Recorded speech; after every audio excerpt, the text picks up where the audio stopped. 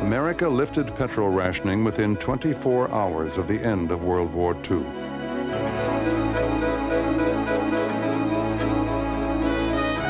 As the nation celebrated, few worried where the oil would come from or who would control it. The country turned to the pleasures and the prosperity of peace. Soon you'll be able to give that jalopy a well-earned rest. With gas again plentiful, and with new cars and new tires on the way, America will be rolling with a pre-war flourish. Yes, cars, radios, vacuum cleaners, nylons, juicy steaks. It sounds almost like a dream.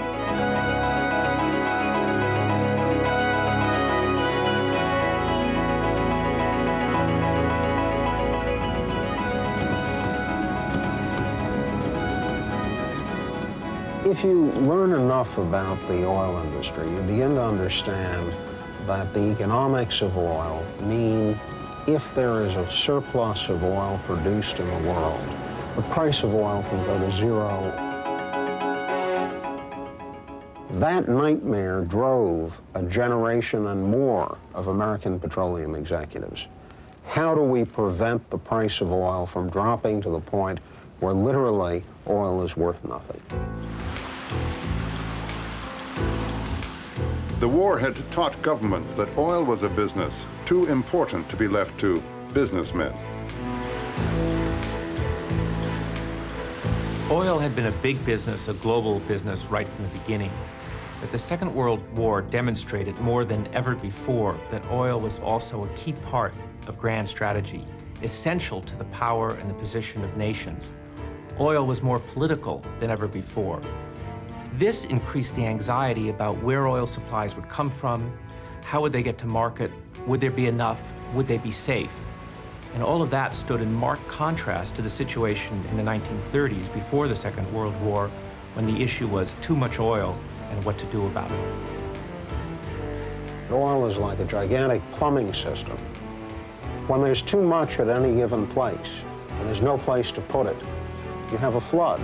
Now, this in fact happened in the United States in the 1930s, when oil fields were discovered in Texas, and there was no market for the oil, and the oil literally spilled on fields and ruined crops, and the price of oil went to zero. It was that fact, that central economic fact, that led to a variety of agreements between and among the major companies to coordinate the question of supply and demand so that there would never be the kind of surplus that would drive the price down in that horrifying way, horrifying to the company's way. The international agreements in the early 1930s to stabilize the price of oil didn't work very well. The major companies didn't trust each other, and they and the smaller companies were trying constantly to take markets away from each other. Moreover, even in those glut years of the Great Depression, the name of the game was still oil in the ground.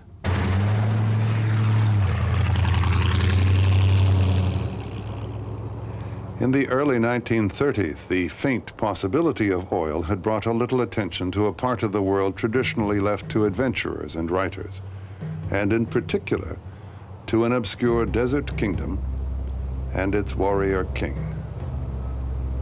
Saudi Arabia, a land of Bedouin and pilgrims, of sand and camels, 3 times the size of Texas, had been created by one man, Abdul Aziz bin Abdul Rahman bin Faisal al Saud, known to the West as Ibn Saud. He had welded the warring tribes of the Arabian Peninsula into the kingdom of Saudi Arabia.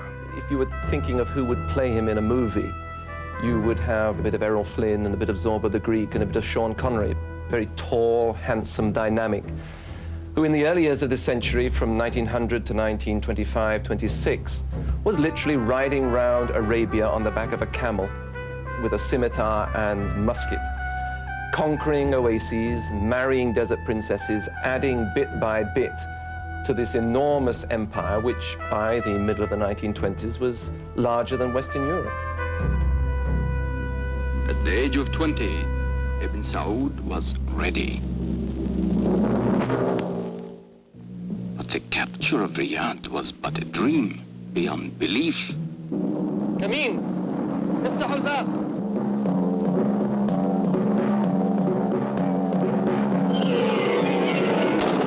The king loved telling his stories, and I very often heard them at dinner about how he and a few friends had taken Riyadh, how various other things had happened, and they always grew a little bit with the telling, but they were always fun.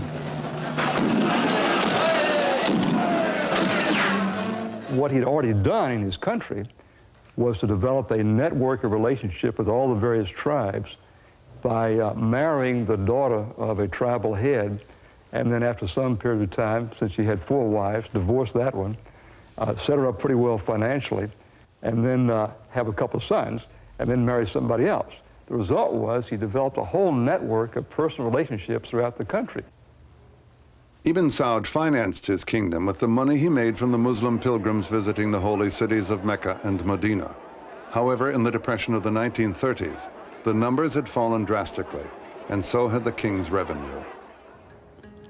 Standard Oil of California, based in San Francisco, had found a little oil on an island in the Persian Gulf. Sokal hoped that it might find more.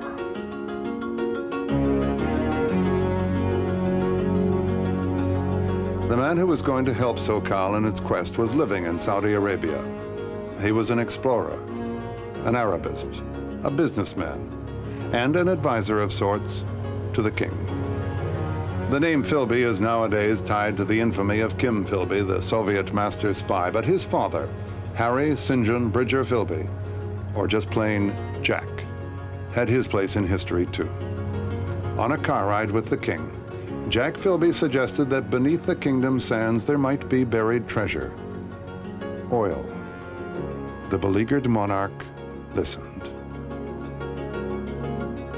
Back in California, Sokal retained Philby, though most experts said there was no oil in Arabia, to get an oil concession. But would the king grant the concession? When he was first asked what he knew about America, he was under the impression that it was inhabited by Red Indians. It was miles away for him, and in a way he preferred dealing with the Americans because it's one of the rules of Bedouin warfare that you, wherever possible, try to create allies as far away from you as possible because they're the ones who are going to give you the least trouble. The British were on the spot. They had their steamers going through the Red Sea, stopping in Jeddah. They were always meddling. So I suppose in principle, he rather preferred the idea of dealing with this distant power, who also, by the time they appeared, seemed to have so much more money than the British as well. The oil company's main negotiator was a lawyer, Lloyd Hamilton. The king's, his finance minister, Abdullah Suleiman. The year was 1933. Everything depended on Jack Philby. We don't exactly know on whose side Philby was. I mean, he was partly on Sokal's side. He was also obviously on his friend Abdelaziz's side, because at the same time as representing Sokal, he told British oil companies about the fact that Abdelaziz was looking for someone. He was looking for money. He somehow managed to entice to Jeddah not just representatives of Sokal, but representatives of British oil as well, and then played this wonderful game with the rival bidders there in Jeddah.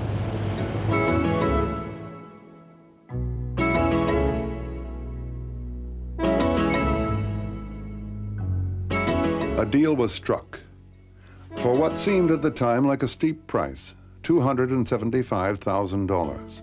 The king, you see, thought he'd sold the Americans sand. I tell you, being in Saudi Arabia and going down to the Gulf a number of times, I could feel very strongly that the British really resented us even getting into the Gulf. They really did resent us. They didn't like us even coming into places like Abu Dhabi and Dubai, and they really made it very clear that this was our area of influence.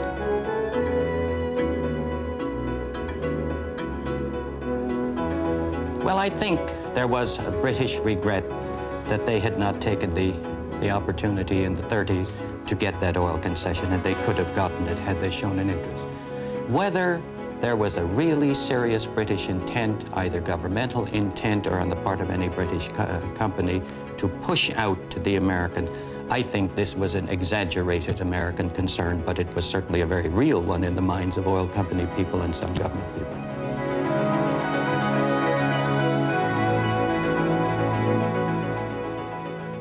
The Americans wasted no time.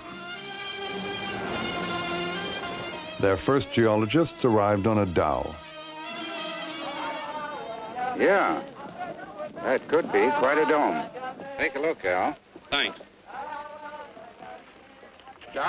There's an amusing story about an American geologist. He got off the airplane, and they met him. And they said, well, we'll take you to your room, and we'll set you up with your research apparatus. How long do you think it will take you to get ready to begin your work? Research hell, he said, drill there. And he pointed to a big dome. Drill there, he said. And he turned over the Persian Gulf and saw the Dhahran Dome in Saudi Arabia. And he said, and also drill there.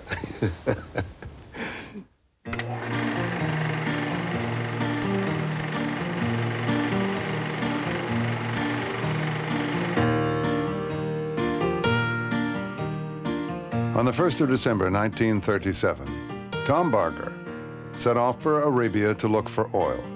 He would stay for 32 years and become chairman of the largest oil production company in the world. But on that Tuesday in New York, all he could think of was that he was leaving behind his bride of 2 weeks. December 15th, 1937. Dearest Kathleen, we landed at Bahrain Island day before yesterday. I came over in a native boat with a crew of 4 and a wonderfully patched gas engine assisted by a sail. Everyone in the camp is American. No British are allowed on the mainland.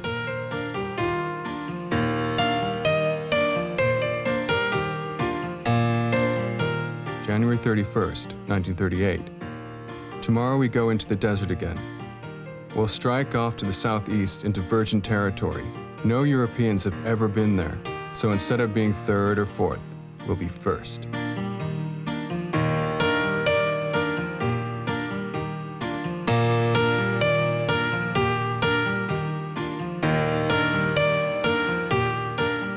From a geological standpoint, it should be interesting.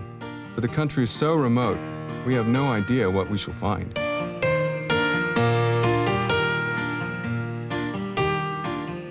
May 5th, 1938. The weather was hotter than hell. I don't know how the Arabs can walk barefoot in the sand. The sand is uncomfortably hot on the hands when digging out the wheels. The metal parts of the car are too hot to push on without putting a handkerchief around your hands. Dear Cass, the days are very long without you, Cass. I would give a great deal for just one long look at your brown eyes. Somewhere I read a line, I shall love you until the sands of the desert grow cold. Don't believe it. I shall love you much longer than that.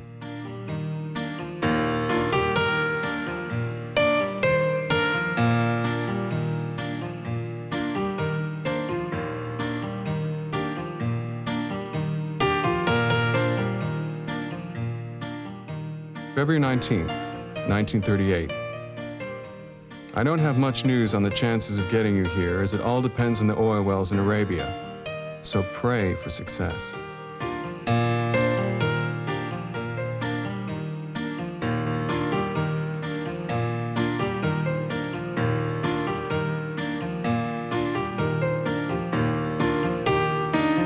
Tom Barger was fascinated by everything he saw.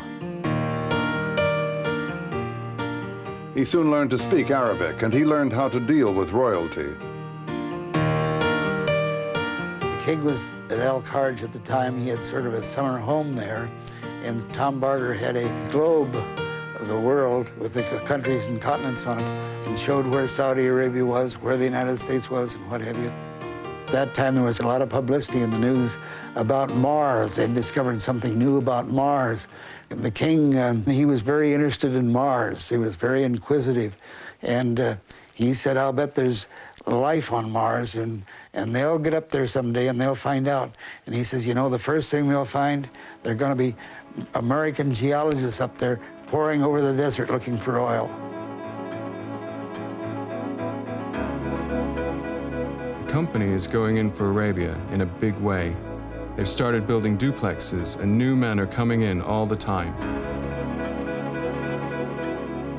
Orders from San Francisco are that drilling is to take precedence over everything else. Finally, after almost 5 years of disappointment and discouragement, well number 7 struck oil. The Arabian-American oil company, Aramco, was on its way. By coincidence, Queen Victoria's granddaughter was visiting Ibn Saud at that moment. The Countess of Athlone sent a message back to England. "I think the Americans have stolen a march on us," she said. She was right.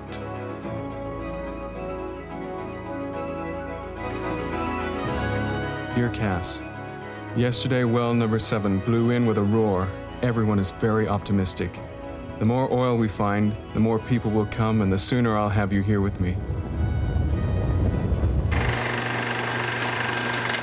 March 1938 is a momentous month in the history of the petroleum industry.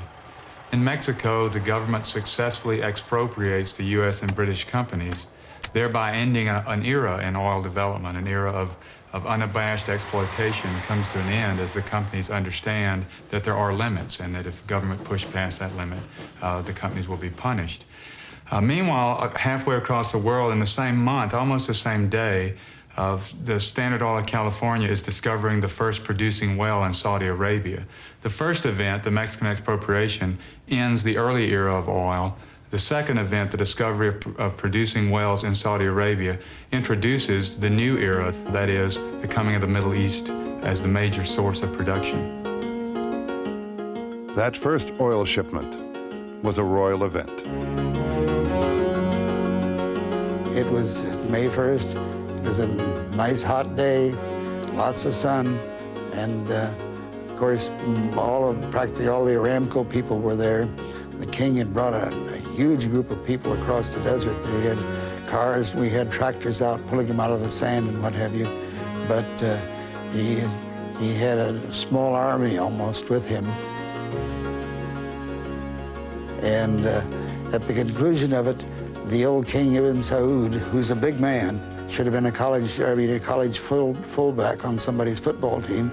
And he got out with a huge long sword and danced the sword dance there in the sand for all the people gathered around and what have you. There were no diplomats present. They would come later. It was left to oilmen and Bedouin, executives and emirs to watch the monarch turn on the tap that would send the first Saudi oil to the world and bring America closer to his kingdom.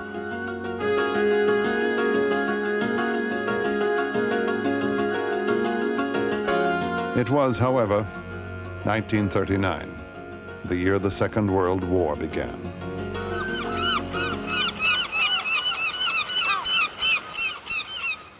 September 14th, 1939. All is quiet here as befits a neutral country. About the only real worry is the remote possibility that the well will be sabotaged. The country is so sparsely populated that everyone knows everyone else. A stranger would have a very tough time wiggling in. Suspicion was ripe. When a British team of entomologists arrived, the Americans were convinced there were some British oilmen amongst them, disguised as bug hunters. The United States had been relying on the British to maintain stability in the Middle East and maintain an environment in which private oil companies could operate. And the British were there. The British had close relations with many of the governments. And they were afraid that perhaps the British might use their political connections with the King of Saudi Arabia to push the American company out and get a British company in. I don't think there's any doubt that if the British had really wanted the oil of Saudi Arabia, they could have got it.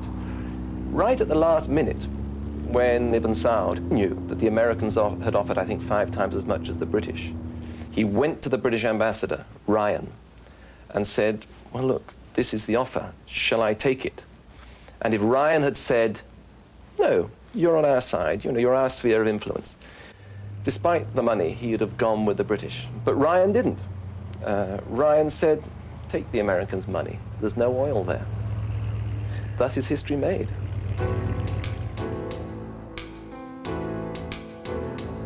A favorite question case is, will we have gasoline rationing?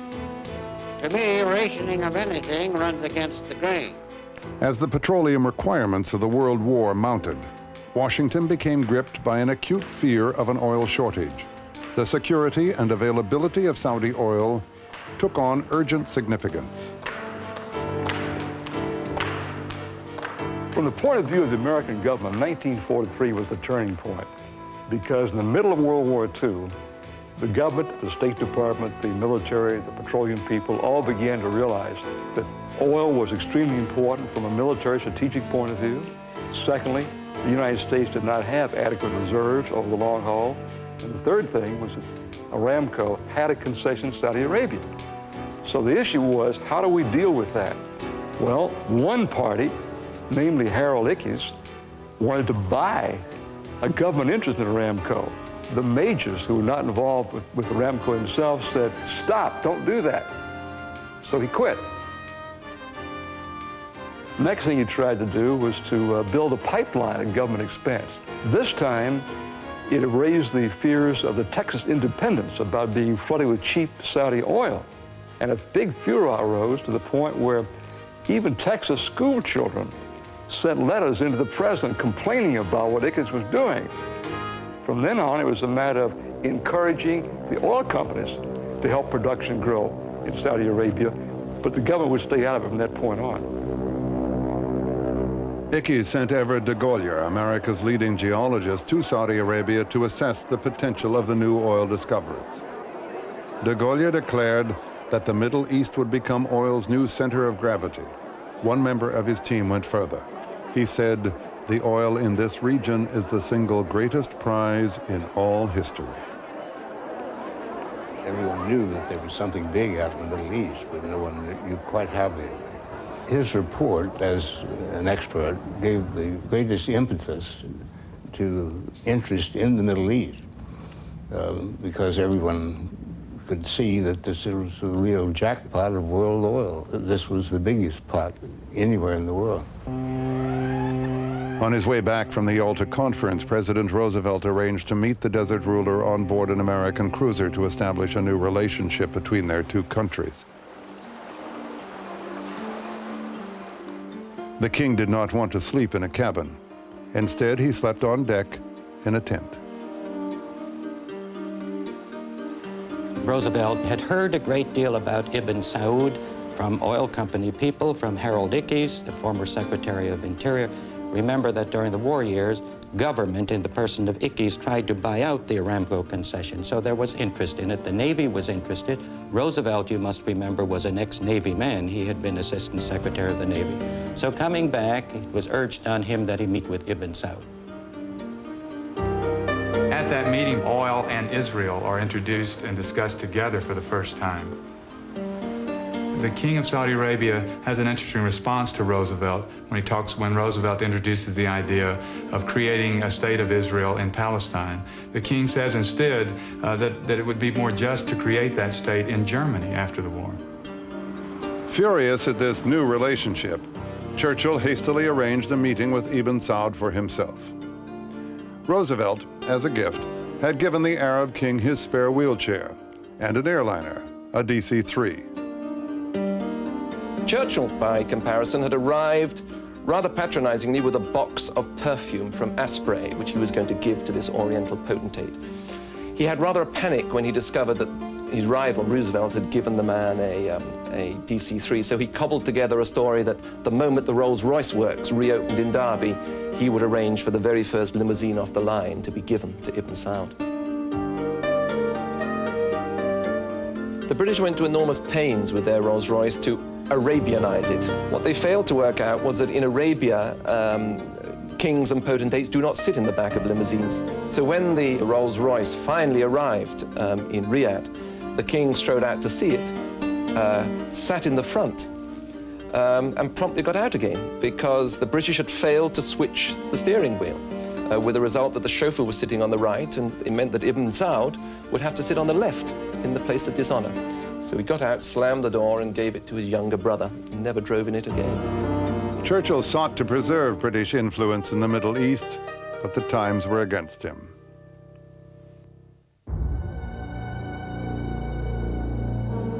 In Iran, British efforts had developed a vast oil industry. The Anglo-Iranian Oil Company was half owned by the British government. It was the biggest single foreign asset of Britain, and that was saying something at that time. And there is no doubt that the Americans were extremely envious of the very strong position which the British held in Iran, and would not have been too sorry to see us weakened in some way. Iran was a major oil-producing country long before Saudi Arabia, but Anglo-Iranian had also become the #1 target of Iranian nationalists. The British are unable to bring themselves to see that in the post-war world, nation-states within what is now the Third World will demand sovereign independence that may involve sovereign state control over their own economic resources. The Americans are much clearer that European colonialism is finished, that although it's not going to disappear overnight, that there is a need to at least pay formal recognition to notions of national self-determination. And that requires a more sensitive handling of issues than a simple blank refusal, which was the British policy. After the war, the Iranians were no longer content to let the foreigners make more from the oil than they were making themselves. There was a fierce movement to get the British out. In 1951, the Iranians nationalized their oil. U.S. Secretary of State Dean Acheson said, "Never had so few lost so much, so stupidly and so fast." Well, I don't want to deprecate others. We had the advantage of never having had a colonial empire. And so we didn't know how to act in a colonial way. Our people, I think, were more friendly and natural in their dealings with the local people.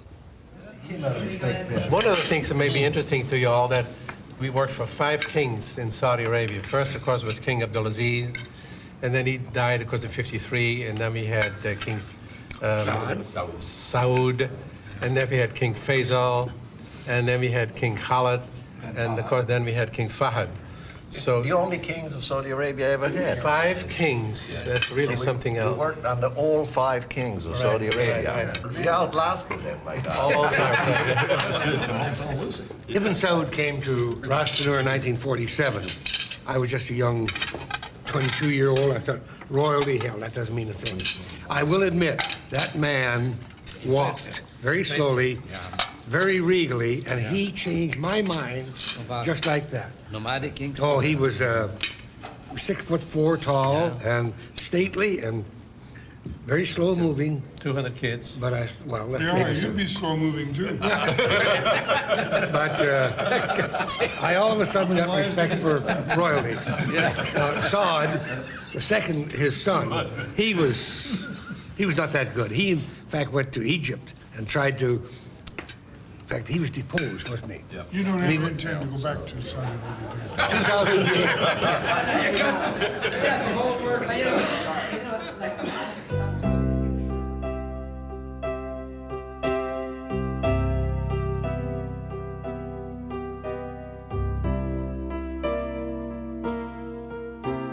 In the early years of the oilmen coming to Saudi Arabia, alcohol was not in fact a problem. There was no law prohibiting it. Then there was an incident when a British diplomat, a man called Cyril Ousmane, supplied drink for a party. A Saudi prince got drunk, lost his temper, got a gun from somewhere, and shot Ousmane dead. Ousmane's grave can still be seen in Jeddah, and it's said that local expatriates go and spit on it regularly, because as a result of the incident, Ibn Saud decreed that all alcohol would henceforward be banned from the kingdom. We used to mix frozen orange juice, sugar, yeast, and water, and you let it ferment for 3 or 4 days. It was still working, and you'd drink a whole glass full of that down, or 3 or 4. You'd wake up the next morning and that later that night, your head would be just pounding. But you'd always say to your host, that was the best batch you ever made yet. We didn't learn that you had to let it ferment up because it was still fermenting inside.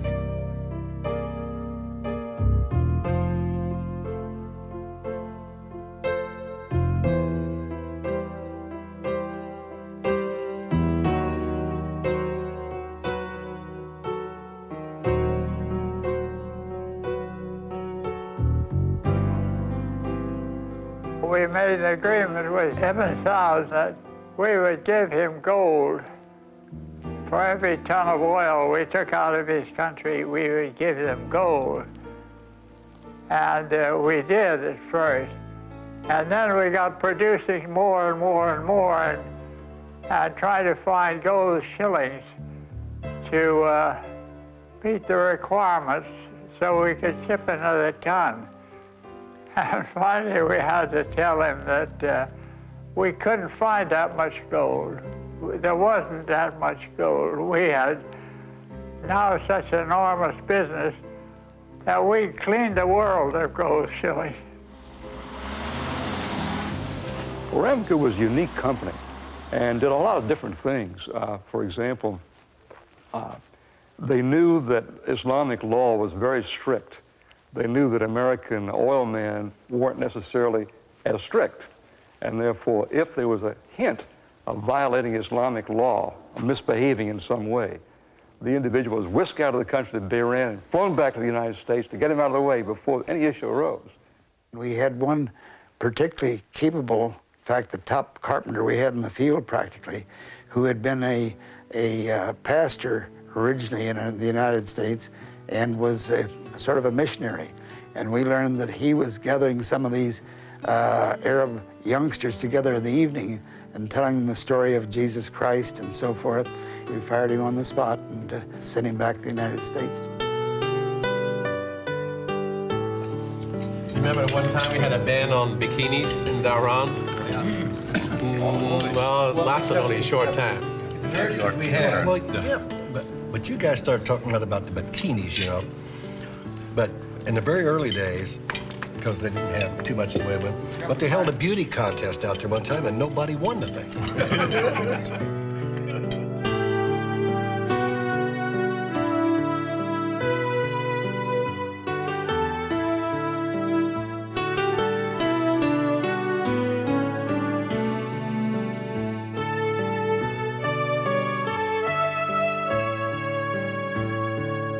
For a long period of time, the oil men were the self-made types who grew up with the industry. The second generation, which was the generation that came into its own in the 40s and the 50s, was a generation of people who had engineering backgrounds, who were trained as geologists and thought in that way. They were not trained in foreign policy. They didn't think in terms of the subtleties of foreign policy. Their job was to find the stuff, produce the stuff, and make money doing it. This put people who really were relatively unsophisticated in international affairs on the front line, doing the dealing in some extraordinarily sensitive areas of the world. Alarmed at the rapid expansion of totalitarian interests in Europe and Asia, President Truman addresses a joint session of Congress on our changing foreign policy. The free peoples of the world look to us for support in maintaining their freedom. If we falter in our leadership, we may endanger the peace of the world, and we shall surely endanger the welfare of this nation.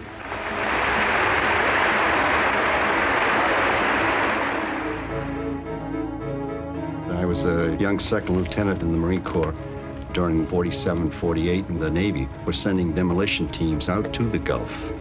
It was like a Hollywood script. We were supposed to, in the event of an invasion by the Russians, we were supposed to go into Bahrain and into Saudi Arabia and just make sure that none of these oil wells fell into the Russian hands. The need to rebuild a devastated Europe and contain communism gave birth to a massive American aid program, the Marshall Plan. Here, too, Arabian oil played its part. the oil companies can deliver increased oil production. And in fact, the oil companies become vehicles of the national interest in foreign oil. Now, this national interest is not oil from the Middle East for the United States. It's oil from the Middle East for Western Europe, for economic recovery. It's oil from the Middle East for Japan for economic recovery.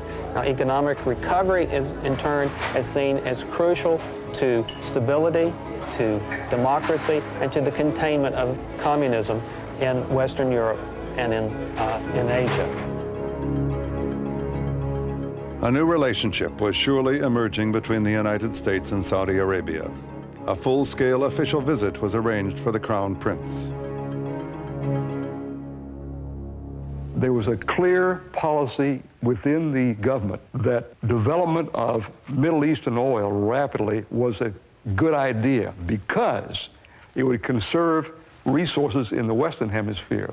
Therefore, anything we could do to support the companies and Saudi Arabia for producing oil, for selling it worldwide was a good idea. Access to oil was critical to the West in the Cold War. Oil was vital to Saudi economic development, and the American relationship was vital to Saudi security. There was one critical point that always came through, and that was the king's belief that Saudi Arabia was encircled.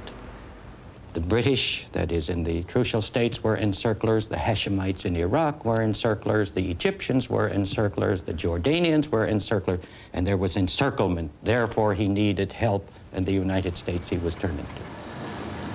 From all accounts, the Saudi Arabian encounter with the American dream was a big success. But like royalty around the world, the Saudi royal family did not carry cash.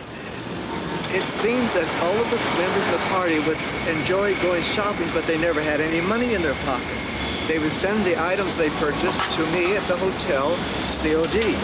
That meant that I carried a minimum of 4 $1,000 bills in my pocket at all times. And that was in 1947 when $1,000 was $1,000.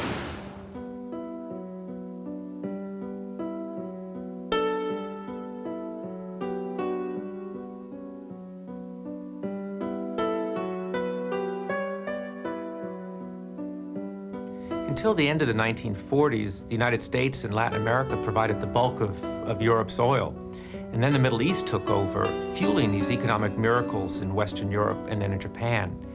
Really, two key things were happening. The rest of the world was following the American example, shifting from coal to oil.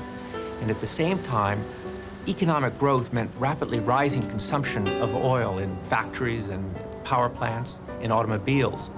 So the world was going to need a lot more Saudi oil, much more than the two Aramco partners, SoCal and Texaco, could provide. And the investment requirements they faced would be staggering. So in the Great Oil Deal of 1947, Aramco was expanded to include two bigger and richer partners. Aramco's original partners, SoCal and Texaco, were joined by Esso and Saccone Vacuum, later to become Exxon and Mobil. SoCal is today's Chevron. 2 years earlier, one U.S. government official had said he did not care which American company or companies developed the Arabian reserves, just so long as they were American. The American government's position clearly was to stay out of the oil business, but to reinforce things the companies did. It worked out very nicely that way. So frequently when the companies would come in and ask for an okay on a particular policy, the official response was no objection. That was the code word for the fact that we support you. So the code word was no objection.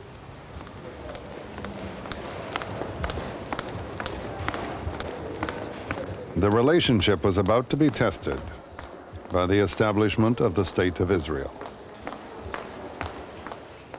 On the one hand, the governments and the companies are trying to secure access to oil. On the other, they're trying to come to a solution to deal with the very tricky question of a Jewish homeland in the Middle East. The fear, of course, is that the rulers of the Middle Eastern oil-producing nations will not be able to live with the creation of Israel. While maintaining a formal hostility to Zionism, King Ibn Saud, pragmatic as ever, resigned himself to the existence of the new State of Israel. The oil companies could carry on as they were.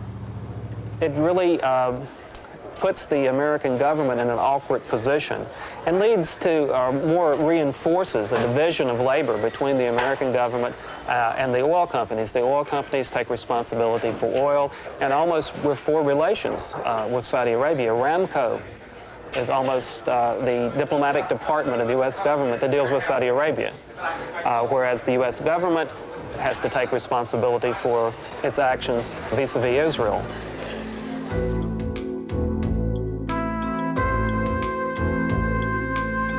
In large measure, the company's dealings with the State Department were in secret, were classified by the State Department, and certainly no one in the popular press or even in the academic world had more than a hint of the degree to which there had been dealings back and forth between the companies and the government.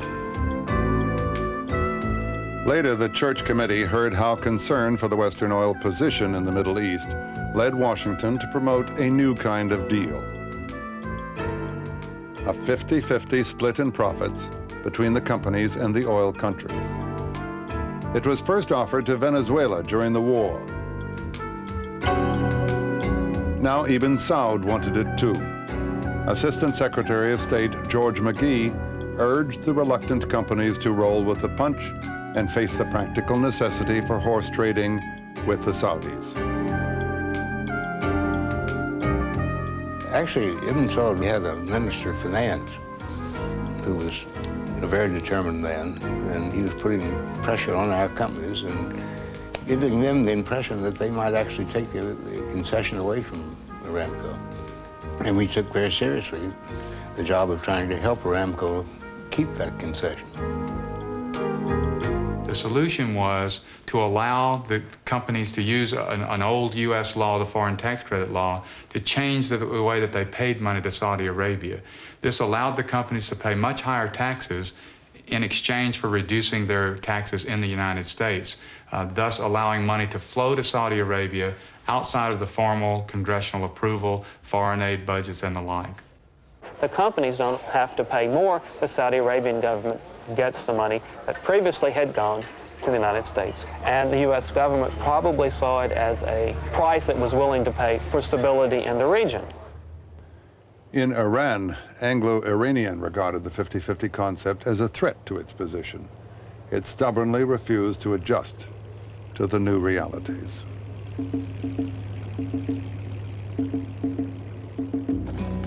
By the time Anglo-Iranian was ready to go along, it was too late. All its assets in Iran, oil fields, pipelines, and the world's largest refinery were nationalized, and the British were booted out. I think that in the early stages of the trouble between the British and the Persians, the Americans were not too unhappy at seeing us having difficulties. But once the thing got to the floodwaters breaking through, they began to lose their nerve and realized the impact of such happenings on their own oil concessions in other countries. The young pro-Western Shah was little more than a figurehead.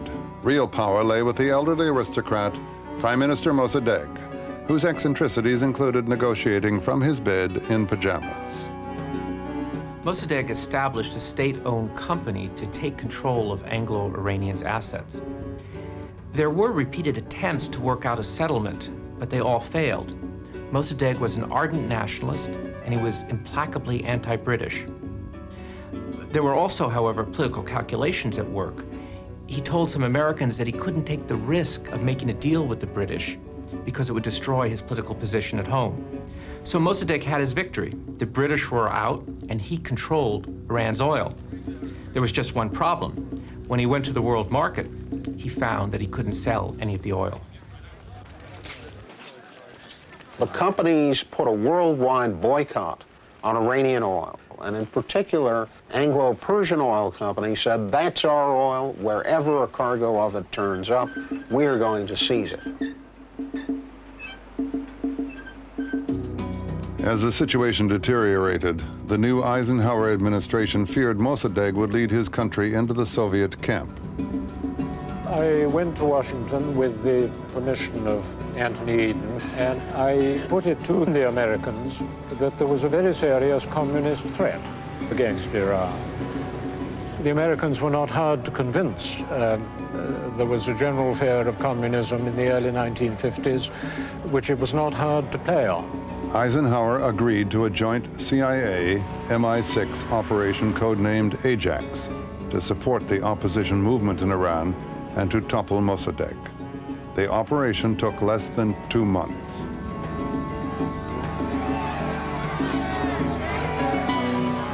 Mossadegh had perfected the technique of calling out the mobs on the street when he didn't get his own way, chiefly in order to frighten the Shah, and the Shah was very easily frightened.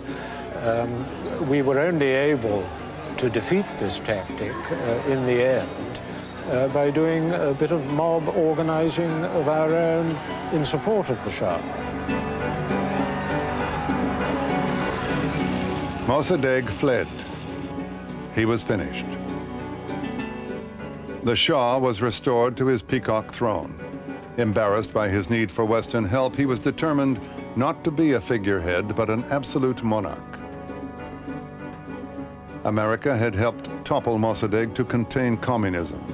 Britain to regain its oil interests. It was a great tragedy. The net impact on the Iranian people was to make them very, very anti-American, more than anti-British, because we appeared to have had the major role in his overthrow. It's just like somebody had come here and overthrown George Washington, who was the father of our country. Many Iranians considered Mossadegh the father of their country. Washington now had to deal with the fact that Iran had been out of the world oil market for 2 years. The problem was this: how do you get Iranian production back without totally crashing the world price of oil? So the U.S. government goes to the companies and says, gentlemen, please begin lifting oil here in Iran. You've got to take this Iranian oil. And the proposal was the creation of a consortium of oil companies that would bring Iranian oil to market in a, quote, orderly fashion.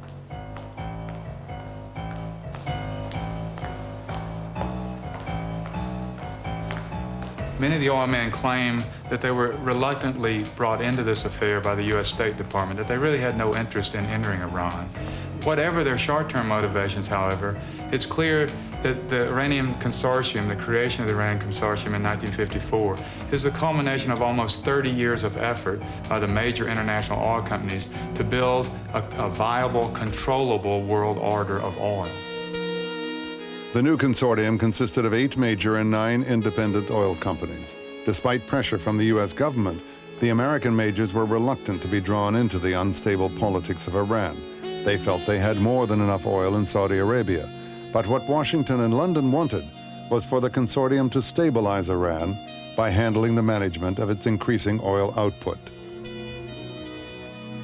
Of course, when you start talking about regulating production, you run up against the United States antitrust laws. This is exactly what the companies are not supposed to do. And in fact, one of the obstacles to the consortium was an antitrust suit against the major oil companies by the United States Department of Justice. In the end, the government had to choose between national security and increased competition in world oil markets. And it came down on the side of security and stability in the Middle East and in oil markets over the uncertainties that could be created by increased competition. In the post-war years, politics could not stay away from oil, and oil could not get away from politics. The industry was being shaped not only by the clash of the marketplace and oil's strategic significance for the world economy, but also by the global rivalries of the Cold War and by the fiery nationalisms of the Middle East. If one wants to ask whether this system worked, then I think it's important to ask, who did it work for? The consequence of the coup in Iran was 20 years of cheap prices for the West, yes, but 20 years of military dictatorship for the Iranian people. So The question of does the system work, I think, depends on where one stands. In economic terms, things were actually getting better for the oil-producing countries. Their revenues were rising rapidly as demand for oil increased around the world, and their economies were growing fast as well. But if you lived in one of those oil countries, the companies, the big Western companies, still looked imperial and impregnable, the masters of markets and technologies. But nationalism was rising, and as the Western world was growing more and more dependent upon oil, the balance of power was shifting from the companies to the countries, and the struggle was just beginning. Next, on the prize, power to the producers. Cheap oil was making Americans happy and oil companies rich. Yet the countries that produced the oil were being left behind. What would happen next would change the world forever. Petroleum became political. The struggle to control it was only beginning. Based on the Pulitzer Prize-winning book by Daniel Yergin, The Prize.